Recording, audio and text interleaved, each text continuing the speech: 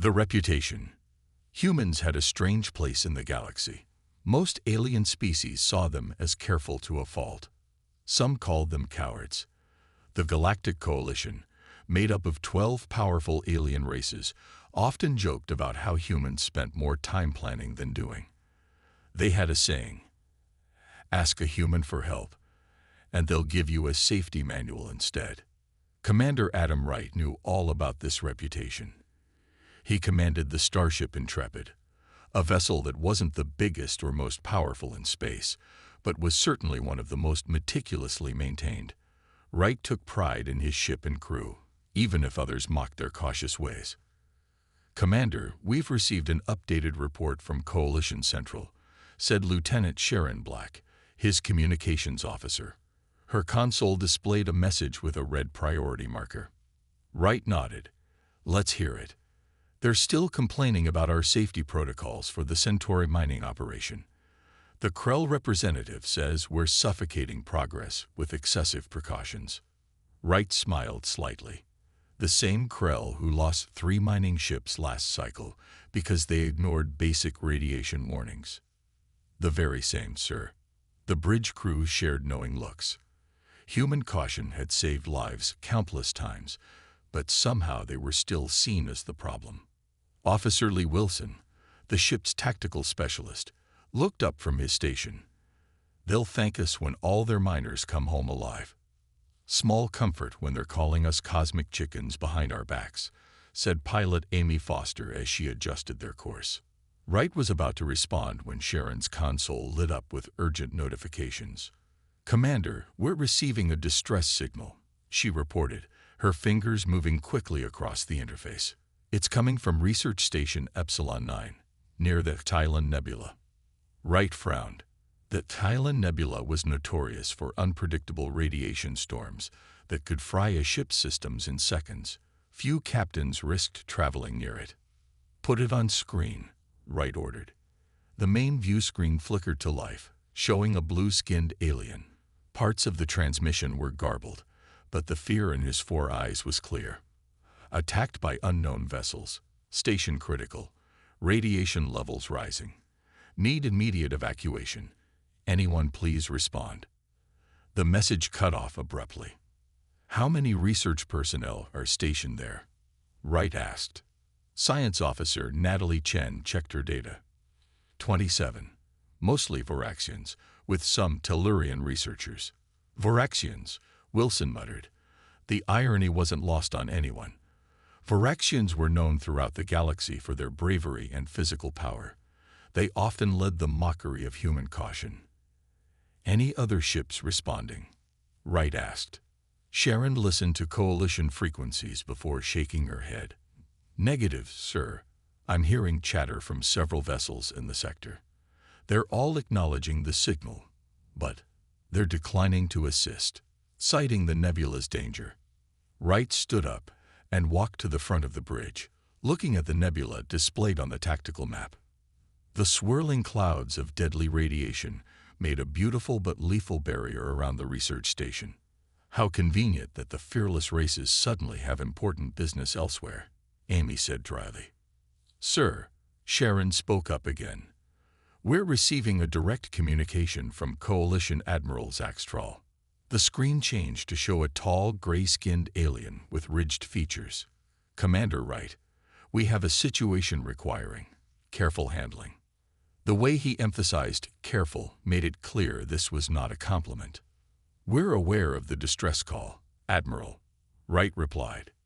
"Yes, unfortunately, no Coalition vessels are equipped to handle the nebula's conditions." The Admiral looked uncomfortable. "Given your species' methodical approach to dangerous situations, we formally request human assistance in this matter." Wright looked around at his crew. They all knew what this meant. The mighty Coalition was asking the cowards to do what they wouldn't. "We'll prepare for immediate response," Wright said simply. The Admiral blinked in surprise. He had clearly expected hesitation or refusal. "The Intrepid will reach Epsilon 9 in 14 hours, Wright continued. "Please forward all station schematics and personnel data to my science officer." As the call ended, the bridge was silent for a moment. "Well," Wilson said finally, "looks like the cowards are the only ones brave enough to help." The decision. Admiral Zach Strahl's request spread quickly through coalition channels. Within an hour, representatives from 3 species arrived on the Intrepid to observe the humans' response. They clearly expected to witness the famous human caution turn into a refusal. "You understand the nebula contains radiation storms that can penetrate standard shielding?" asked Vex Moore, a tall Krill observer with shimmering scales. His tone suggested he was giving Wright an easy excuse to back out. "We're aware of the risks," Wright replied as he reviewed the station schematics with his team in the ship's conference room. "Chief Engineer Morgan, what's our shield status?" Lisa Morgan, a stocky woman with short gray hair and the most experienced engineer on the ship, brought up a holographic display. "We've modified our primary shields with a triple-layered configuration. It won't last forever in there, but it should give us enough time to reach the station and extract survivors." The alien observers exchanged glances. They had expected excuses, not solutions. "And if the shields fail?" asked another observer, a Varaxian military officer named Drax. "Then we use the backup shielding system," Morgan answered simply. "And after that, the emergency protocols." Wright turned to Officer Chen. "What about the radiation patterns? Anything useful?" Chen nodded, bringing up her data. "The storms follow predictable cycles. If we time our approach correctly, we can minimize exposure by using this corridor." She traced a path through the nebula's edge. Pilot Foster studied the route. "Tight margins, but I can navigate it." The Varaxian observer laughed sharply. "You humans, and your endless preparations.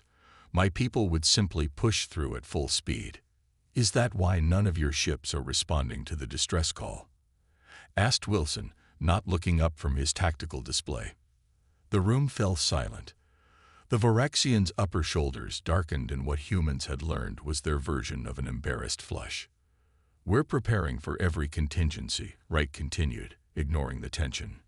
"Dr. Evans, status on medical preparations." Ben Evans, the ship's chief medical officer, checked his tablet. "Radiation treatment protocols are ready. We've converted Cargo Bay 2 into an additional medical facility for the survivors." Wright nodded. "And evacuation pods?" "All 20 pods are prepped and loaded with emergency supplies," reported Security Chief Paddle. "Each can support up to 6 passengers for 72 hours. The coalition observers watched with growing confusion. They had come expecting to see humans find excuses to avoid risk. Instead, they were witnessing methodical preparation for a dangerous mission. "Commander Wright," Vex Moore said slowly, "surely you realize the coalition would understand if you deemed this mission too hazardous." The research station staff knew the risks of their assignment. Wright stood up straight, looking directly at the Krell. 27 people are in danger. They sent a distress call. That's all we need to know." As the meeting concluded, the observers returned to their shuttle, speaking quietly among themselves. Wright overheard snippets about human peculiarities and excessive caution even in their bravery. On the bridge, final preparations were underway. Every crew member moved with purpose, checking systems and backups of backups. "All departments report ready, Commander," Sharon announced. "Coalition vessels Perseus and Ventak are monitoring our departure," Wilson added. "They're maintaining position at the edge of the system, well outside nebula range." Wright took his command chair. "Of course they are. Their captains wish us safe journey," Sharon said with a hint of sarcasm. "How thoughtful," Amy muttered from the pilot station. Wright looked at his crew. These humans who were about to risk everything while supposedly braver species watched from safety. "Set course for Epsilon 9, maximum sustainable speed," he ordered. "Let's show them what cowards can do." The Intrepid's engines hummed to life, powering the ship toward the swirling danger of the nebula, while the larger, more powerful vessels of the Coalition remained safely behind, watching and waiting. The approach. The Intrepid slowed as it neared the outer boundary of the Tylan Nebula, From the bridge view screen, the nebula looked beautiful, swirling clouds of purple, green, and blue gas that sparkled with energy discharges. But beauty could be deadly in space. Radiation levels increasing. Chen reported from her science station. We're still outside the nebula, but sensors are already picking up interference. Wright nodded. Amy, take us in according to the planned route. Nice and steady. Yes, sir, Amy replied, her hands moving confidently over the controls. The ship trembled slightly as it passed through the nebula's outer barrier. Almost immediately, several warning lights appeared on the bridge consoles. Communications interference as expected, Sharon reported. We're maintaining connection with coalition vessels, but the signal is degrading. Send our status report now, Wright ordered. They should know we're proceeding as planned. In engineering, Lisa Morgan worked quickly with her team, monitoring the shield modifications. The ship shuddered again, more violently this time. Shield strength at 92%, she reported over the comm. The triple layer is holding well, but we're seeing more radiation penetration than predicted. Wright frowned. Can you compensate? Already on it. We're rerouting additional power to the affected areas. The Intrepid continued deeper into the nebula, following the path Chen had mapped. Outside, brilliant flashes of energy illuminated the surrounding gas, creating an eerie light show that would have been mesmerizing if not for the danger it represented. Radiation spike approaching from portside, Chen warned, studying her readings. It's bigger than our models predicted. Adjusting course, Amy responded immediately, banking the ship away from the danger. The radiation wave passed by, close enough that the shields flared visibly, creating a blue glow around the ship. Shield strength down to 87%, Lisa reported. That was a nasty one. In the observation lounge, Daniel Garcia, one of the junior science officers, was recording the radiation patterns. He noticed something strange and called Chen on the comm. Lieutenant Chen, I'm seeing a pattern in these radiation surges, he said, sending his data to her station. They're not as random as they appear. Chen reviewed his findings. You're right.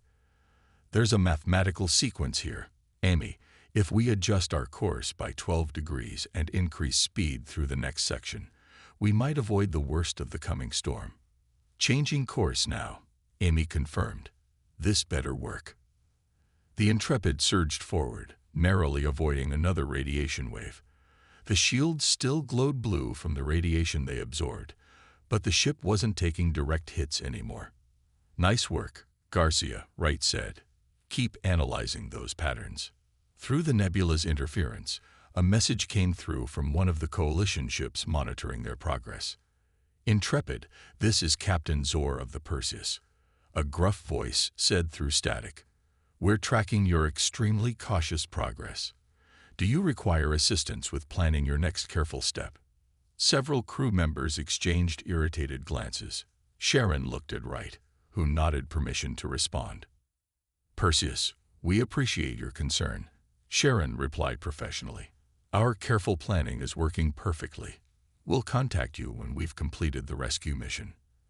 As they pushed deeper into the nebula, visibility decreased. The gases grew thicker, and energy discharges became more frequent. The ship's external sensors struggled to provide clear readings. Navigation becoming difficult, Amy reported. I'm switching to alternative sensing systems. Lisa's voice came over the comm. Commander, shield strength now at 78%. We need to reach the station within the next 40 minutes, or we'll have to turn back. Wright stood behind Amy's chair, watching as she expertly piloted through the treacherous environment. In the distance, they could finally see a small point of light. The research station. There it is, Wright said quietly. Take us in, Amy. Let's get those people out. The Intrepid pushed forward, a small vessel surrounded by deadly beauty, guided by human hands that others had called too cautious, too afraid. But caution was getting them where courage alone had failed to go. The Discovery. The Intrepid reached Research Station Epsilon 9 after 57 minutes of careful navigation through the nebula. What they found shocked everyone on board. "My God," Amy whispered as the station came into full view. The once proud research facility was barely recognizable. Large sections of the outer hull were torn open, exposing the interior to space. Debris floated around it, some still glowing from recent damage. One entire wing had been completely destroyed. "Life signs?" Wright asked immediately. Chen bent over her scanner, detecting 12 survivors clustered in the central hub. "Life support is failing in that section. Radiation levels inside the station high, but within our protective gear tolerances," Chen answered. Wright didn't hesitate. "Prepare the rescue team. Wilson, you're with me. Dr. Evans, have medical standing by." Within minutes, Wright led a 6-person team through the docking tube that connected the Intrepid to the station's emergency airlock. They wore specialized radiation suits that Morgan's team had enhanced with additional shielding. The interior of the station was in chaos. Emergency lights cast red shadows across twisted metal and floating debris. The artificial gravity was failing in sections, causing objects to hover eerily in place. "This way," Wilson said, consulting his scanner. "Life signs are 2 levels up." As they made their way through the damaged corridors, Wright noticed something strange. "These aren't just structural failures. Look at the damage patterns on these walls." Patil examined the twisted metal. "You're right. These are weapons impacts. The station was attacked." They reached a sealed door with a flashing red security light. Wilson bypassed the damaged security system, and the door slid open with a grinding sound. Inside, 12 aliens huddled in what had been the station's main control room. Most were Voraxians, tall, muscular beings with ridged foreheads and 4 arms. They looked up in surprise as the humans entered. "Rescue team from the Earth vessel Intrepid," Wright announced. "We're here to evacuate you." A large Voraxian pushed himself forward. His blue skin was pale, and one of his 4 arms hung limply at his side. "Humans? They sent humans." Despite his injured state, his voice carried disbelief. "We sent ourselves," Wright replied simply. "Can you all move? We need to get you to our ship immediately."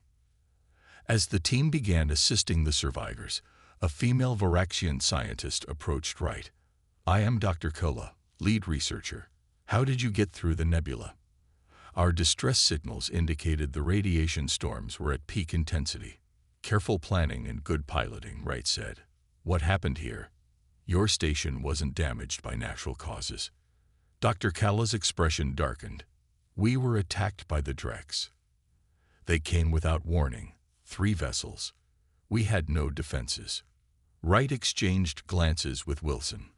The Drex were a secretive species, known for their aggressive expansion and advanced technology. They weren't part of the coalition. "What were they after?" Wright asked. "Our research," another scientist said, limping toward them. "We've been studying the nebula's unique energy properties. The Drex took our data cores and primary researchers. They left us to die," Dr. Kala added bitterly. "They damaged our life support systems deliberately before departing."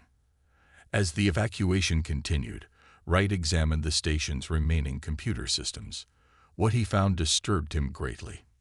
"Commander," Wilson called, pointing to a data display. "Look at this." The screen showed energy readings from the deeper regions of the nebula. Something massive was generating power there, something that hadn't been there before. "Is that what I think it is?" Wright asked quietly. Dr. Kala nodded grimly. "The Drex aren't just studying the nebula's energy. They're weaponizing it. We discovered their facility 2 days ago. That's why they attacked us, to silence us." Wright helped the wounded Voraxian toward the exit. "Why didn't you report this to the coalition?" The Voraxian scientist laughed bitterly. "We did. They dismissed our concerns as requiring further study. No one wanted to risk entering the nebula to investigate." "No one except humans," Wilson said. As they prepared to leave the ruined station, Wright knew their mission had just become much more complicated. This wasn't simply a rescue anymore. They had stumbled onto something that threatened the entire sector, perhaps beyond. "We need to get these people to safety," he told Wilson quietly. "And then we need to decide what to do about that Drex facility." The plan. Back aboard the Intrepid, Dr. Evans and his medical team worked quickly to treat the rescued researchers. Most suffered from radiation exposure and minor injuries, though 3 were in critical condition. Wright called an emergency meeting in the ship's conference room. His senior officers gathered around the table, along with Dr. Cullen and the highest-ranking Voraxian survivor, Commander Xerxes. "Our primary mission is complete," Wright began. "We've rescued the survivors. Now we need to decide our next move." Sharon frowned. "Sir, our shields are at 63%. The radiation exposure during docking has accelerated their degradation. We should leave the nebula while we still can." "I agree," Lisa added. "We push our luck staying here much longer." Dr. Callis stood up abruptly. "You can't leave." "Not yet." She activated a small device that projected a 3D map of the nebula. A blinking red dot appeared deep within the swirling gases. "This is the Drex facility. Based on our research before the attack, they're building a weapon that harnesses the nebula's radiation." "What kind of weapon?" Chen asked. "One that could destabilize the entire nebula," Commander Xerxes replied grimly. "If successful, they could trigger a chain reaction that would release a radiation wave powerful enough to sterilize 3 nearby star systems." The room fell silent as the implications sank in. "We need to alert the coalition," Wright said finally. "They can send a proper military response." Dr. Olivia Carter, one of the ship's science specialists, spoke up. "Commander, I've been analyzing the data from the station. The Drex aren't waiting. Their weapon is already in the final charging phase." She displayed new calculations on the main screen. "By my estimate, they'll be ready to activate it in less than 6 hours. Even if we could get a message through the nebula interference, coalition forces wouldn't arrive in time." Wright rubbed his forehead. "Options. We could try to disable it ourselves," Wilson suggested. Xerxes laughed harshly. "With what? Your ship has no significant weapons. The Drex facility is heavily defended." "We don't need weapons," Carter said quietly. Everyone turned to look at her. "The weapon uses a quantum resonance cascade to amplify the nebula's radiation. If someone could access their main control system and reverse the polarity sequence, it would collapse the energy matrix." "You're suggesting a sabotage mission," Wright said. Carter nodded. "Exactly. A small team could approach undetected while the Drex are focused on the final preparations. The radiation levels near the facility are lethal," Xerxes warned. "No one could survive long enough to complete such a mission." Lisa tapped on her tablet. "We could modify one of our radiation suits with additional shielding. It would give someone maybe 15 minutes of exposure time." "And how would this person reach the facility?" Xerxes demanded. "Your shuttles wouldn't last 5 minutes in those conditions." "We have one shuttle with enhanced shielding," Lisa replied. "We use it for emergency repairs in hazardous conditions. With some modifications, it might survive the trip." Wright looked around the table. "We need volunteers for this mission. I'm not ordering anyone." "I'll go," Carter interrupted. "I understand the technology best." "No," Wright shook his head. "You'll guide the mission from here. We need someone who can move quickly and handle themselves if there's trouble." One by one, each senior officer volunteered. Wright wasn't surprised. This was what humans did, faced impossible odds with careful planning and determination. Xerxes watched in disbelief. "You humans are either incredibly brave or incredibly foolish." "Perhaps both," Wright replied. "We'll draw lots to decide who goes." Carter projected the facility schematics. "Whoever goes will need to reach this control room and execute this sequence." She demonstrated the necessary steps. "It's not complicated, but timing is critical." As they continued planning, Dr. Kella approached Wright. "I misjudged your species, Commander. We called you cowards because you plan carefully and avoid unnecessary risks." Wright smiled slightly. There's a difference between avoiding unnecessary risks and refusing necessary ones. The Varaxian nodded slowly, a distinction my people failed to make. We would not be in this situation if we had listened to human warnings about studying the nebula without proper precautions. Outside the windows of the conference room, the nebula's deadly beauty continued to swirl. Somewhere in its depths, a weapon was counting down. And despite being called cowards by the galaxy, only humans were stepping up to stop it. The mission. Ryan Foster didn't expect to win the drawing. As communications officer, he rarely left the ship. But when he pulled the marked chip from Wright's container, he felt a strange calm settle over him. "Looks like I'm going," he said simply. The next 2 hours passed in a blur of preparation. Lisa and her engineering team worked frantically to modify the emergency shuttle and enhance his radiation suit. Carter drilled him repeatedly on the sabotage sequence until he could recite it backward while blindfolded. Wright found Foster in the shuttle bay, making final checks on his equipment. "You can still back out," Wright said quietly. "No one would think less of you." Foster smiled. "Not my style, sir. Besides, someone has to do it." "The coalition representatives have been informed of our plan," Wright told him. "They've ordered us to abandon the mission and retreat immediately." "And what did you tell them?"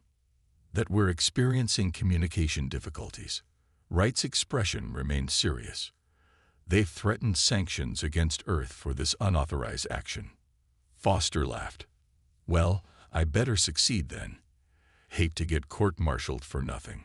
In the medical bay, Dr. Evans injected Foster with radiation protectants. "These will buy you maybe 2 extra minutes of exposure time. Not much, but it might make the difference." "I'll take whatever edge I can get," Foster replied. Commander Zerex entered the bay, looking uncomfortable. "Officer Foster, I wish to speak with you before your departure." Evans nodded and stepped away, giving them privacy. "My people have always considered humans to be..." Zerex hesitated. "Cowards?" Foster suggested. "Overly cautious," Zerex corrected. "Yet here you are, volunteering for a mission none of my crew would attempt." Foster checked his suit seals. "Just doing my job." "I've come to offer my assistance," Zerex said. "I know the Drex security protocols. This information may help you bypass their systems more quickly." He handed Foster a small data chip. Foster took it with a nod of thanks. "Appreciated." The moment of departure came too quickly. Foster stood in the shuttle bay in his heavily modified radiation suit. It was bulky with additional shielding panels and cooling systems that hummed audibly. The entire crew had gathered to see him off. Wright stepped forward and gripped his shoulder. 15 minutes exposure time. "Not a second more," Wright reminded him. "Get in, sabotage the device. Get out. The shuttle will guide itself back if you're incapacitated." Foster nodded. "I understand the risks, sir." "Good luck," Wright said simply, stepping back. The small shuttle launched smoothly from the Intrepid, navigating carefully through the nebula's turbulent gases. Foster piloted manually, following the course Chen had plotted for him. As he went deeper, the radiation levels climbed steadily. Warning lights flashed on his console, but he pushed forward. After 12 minutes, he spotted the Drex facility. It was much larger than he expected. A dark, angular structure that seemed to absorb the colorful light of the nebula around it. Energy pulses flowed into it from all directions. "Intrepid, I have visual on the target," Foster reported, his voice steady despite his racing heart. "Beginning approach." "Copy that." Wright's voice came back, distorted by interference. "Remember, you." The transmission cut off abruptly as Foster entered a zone of intense radiation. He was alone now. Foster guided the shuttle toward a maintenance dock Carter had identified. Surprisingly, there were no defensive measures targeting him. The Drex apparently never expected anyone to approach their facility. The shuttle attached to the dock with a metallic clunk. Foster checked his suit readouts. The radiation was already beginning to penetrate his protection. He had maybe 13 minutes before reaching critical exposure. No time to waste. he muttered, cycling the airlock.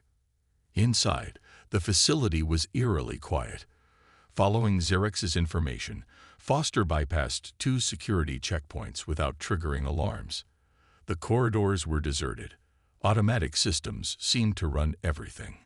When he reached the junction, Foster made a shocking discovery. Several Drex bodies lay abandoned in a sealed chamber. They had apparently been left behind when the radiation shielding failed in that section. They abandoned their own people, Foster whispered. The Drex, for all their aggression, had fled when danger threatened, leaving their compatriots to die. With 10 minutes of safe exposure remaining, Foster reached the central control room. Just as Carter had described, a massive energy core pulsed at its center, growing brighter by the minute. Foster moved to the main console and began the sabotage sequence. His hand shook slightly as radiation sickness began to affect him, but he forced himself to concentrate. The understanding. Wright paced the bridge of the Intrepid, eyes fixed on the view screen. Communication with Foster's shuttle had been lost 15 minutes ago. The nebula's interference made tracking difficult, but Chen had managed to keep a faint lock on its position. Any change? Wright asked for the 3rd time in as many minutes. Nothing yet, sir, Chen replied, her voice tight with worry. But the energy readings from the Drex facility have decreased significantly.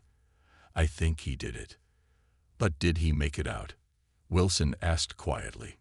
No one answered. They all knew the odds. Foster's radiation exposure would be approaching lethal levels by now. Sir, Sharon suddenly called out. I'm picking up an automated distress signal from the shuttle. Wright straightened. Location. It's moving, sir. The shuttle's autopilot has activated. It's returning to the Intrepid. Lisa's voice came over the comm. Commander, the shuttle's life support is in emergency mode. That only happens when... She didn't finish the sentence. They all knew what it meant. Foster was either unconscious or worse. Amy, intercept course, Wright ordered. Lisa, prepare emergency medical protocols for extreme radiation exposure. Sir, our shields are below safety thresholds, Wilson warned. Attempting rescue will put the entire ship at risk. Wright didn't hesitate. We're not leaving him out there. The Intrepid changed course, pushing deeper into the nebula's dangerous regions. Warning alarms sounded as radiation levels climbed beyond safe limits. Shield failure in 3 minutes, Lisa reported. Wright turned to Dr. Kala, who stood silently watching from the back of the bridge. Your people can withstand higher radiation levels than humans, correct? The Varaxian nodded slowly. Yes, approximately 3 times your tolerance. Would you be willing to assist in a rescue operation? Dr. Kala seemed surprised by the request, then straightened her 4 arms in what humans had learned was a gesture of determination. It would be an honor. Within minutes, a rescue team consisting of Dr. Kala, Commander Xerx, and 2 human officers launched in a second shuttle. They intercepted Foster's returning vessel just as its systems were beginning to fail. The tension on the Intrepid's bridge was unbearable as they waited for news. Finally, Sharon's console lit up. Rescue shuttle is returning. They have Foster. A cheer went up from the crew. It turned to worried murmurs when Evans reported Foster's condition. Critical radiation poisoning, but alive. As the Intrepid finally turned away from the nebula, 3 Coalition warships appeared at its edge. They're hailing us, sir, Sharon reported. Admiral Zaxtrol sounds unhappy. Wright almost smiled. Put him through. The Admiral's face appeared on screen, his expression severe. Commander Wright, you have directly disobeyed orders and endangered your vessel in an unauthorized military action. Explain yourself immediately. With pleasure, Admiral, Wright replied calmly. The Drex weapon has been neutralized. The imminent threat to Coalition space has been eliminated. And we've rescued all survivors from Research Station Epsilon 9. The Admiral seemed taken aback. You succeeded. Yes, sir. Officer Foster personally disabled the Drex weapon at great personal risk. He's currently fighting for his life in our medical bay. The admiral fell silent. Behind him, several coalition officials whispered among themselves. Finally, a Varaxian general stepped into view. "Commander Wright, this is General Krav of the Varaxian High Command. Is Commander Xerxes aboard your vessel?" "He is, General. He provided crucial assistance in our mission." Xerxes appeared beside Wright, standing tall despite his injuries. "General, I must report that my previous assessments of human capability were deeply flawed." "Explain," the general demanded. "We have long mistaken human caution for cowardice," Xerxes said firmly. "Today I witnessed the truth. They plan carefully not because they fear danger, but because they respect it. When necessary, they face it with determination that would humble our bravest warriors." In the medical bay, Foster regained consciousness briefly. Dr. Evans stood over him, monitoring his treatment. "Did we do it?" Foster whispered. Evans nodded. "You did it. The weapon is neutralized. The nebula is stable." Foster managed a weak smile. "Good. Worth it then." 3 days later, the Intrepid docked at Coalition headquarters. To the crew's surprise, they were greeted with honor guards and officials from every major species.